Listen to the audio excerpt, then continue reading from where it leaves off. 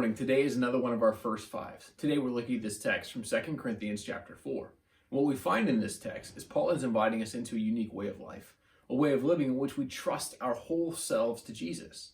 Now, all throughout Paul's letters, Paul is writing to a particular people at a particular place in a particular time. But what we also find is lots of what Paul writes can be applied to us in our context. Now, some of it can't because it's written to, as I said, a particular people at a particular time in a particular place. But what we find in this section from 2 Corinthians chapter 4 is some stuff that is applicable to us. And here's what Paul writes. Therefore, since through God's mercy we have this ministry, do not lose heart. Jumping to verse 4. The God of this age has blinded the minds of unbelievers so that they cannot see the light of the gospel of the glory of Christ, who is the image of God. But did you catch that? The God of this age, the idea that there is this thing at work in the world that's counter to what God desires, and sometimes we are blinded by that and we don't see clearly where God is inviting us in. So jumping down back to this text. For we do not preach ourselves, but Jesus Christ as Lord, and ourselves as your servants, for Jesus' sake. For God, who said, let light shine out of darkness, made his light shine in our hearts to give us the light of the knowledge of the glory of God in the face of Christ.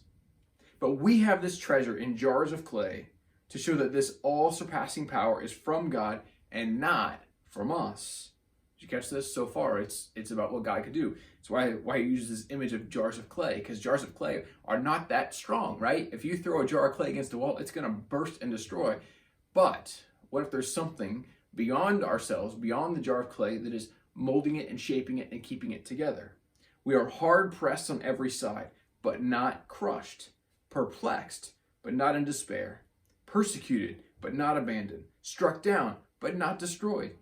We always carry around in our body the death of Jesus, so that the life of Jesus may also be revealed in our body. For we who are alive are always being given over to death for Jesus' sake, so that this life, his life, may be revealed in our mortal body. So then, death is at work in us, but life is at work in you. It is written, I believe, therefore I have spoken. With that same spirit of faith, we also believe and therefore speak, because we know that the one who raised the Lord Jesus from the dead will also raise us with Jesus and present us with you in his presence. All this is for your benefit, so the grace that is reaching more and more people may cause thanksgiving to overflow to the glory of God. Therefore, do not lose heart. Though outwardly we are wasting away, yet inwardly we are being renewed day by day. For our light and momentary troubles are achieving for us an eternal glory that far outweighs them all. So we fix our eyes not on what is seen, but on what is unseen. For what is seen is temporary, but what is unseen is eternal. In other words, where are we finding the source of our life? If we find it in the things around us, it's going to wither and die and fall away. But if we find our source of life in Jesus, we'll find it is more than enough. And I know as we read this, many of you kept hearing the word you again and again. Now, what's important to note is Paul is writing you, not singularly, not like just me or just you, but you as in you all, y'all are invited into this together. We are meant to do this life together, because on our own, we may feel like we are crushed. We may be perplexed. We may even be destroyed. But there's something unique about God's people that together, he does this work. He redeems us. He restores us. He gives us new life. And there will be a day when the resurrection comes and all things are made new. And together we too will be made new. But in this life, in this moment, sometimes we get in trouble when we try to do it alone. You know those moments in our lives when we attempt to do things by ourselves? They usually don't end up as well as when we do things with others.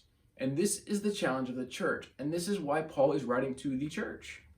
He's writing to the church in Corinth, but we looking back and go, he probably could be writing to us as well. Will we lean in with one another? And so here's my challenge for you in these days. Let's make sure our faith, yes, it's our faith, but let's make sure our faith is connected to others. Hence, that's why we're Connection Point Church. We want to connect people to people and people to Jesus. And we hope you'll continue to live in that way. And so here's my challenge to you today. If you are not connected to some people who are helping you grow in your faith, then right now, wherever you are, reach out to someone or reach out to me, but let's get you connected. Because in that, Then we find that we are hard pressed on every side, but not crushed, perplexed, but not in despair, persecuted, but not abandoned, struck down, but not destroyed. It happens together. And that's what Paul wants us to know. We'll catch you next time for another First Five.